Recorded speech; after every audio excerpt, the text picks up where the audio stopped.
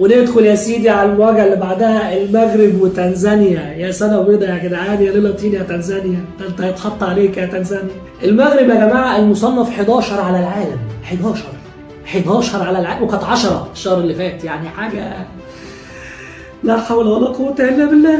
بتقابل مين بقى؟ بتقابل تنزانيا المصنف ال 112 على العالم، يعني في فرق 100. انت بتتكلم في 101 مركز في الترتيب. والحقيقه انا مش عارف التنزانيين شعورهم ايه اما قابلوا المغرب. حامل ايه؟ حامل النجوم، حامل الكواليتي، حامل الارض والجمهور، حامل كل حاجه.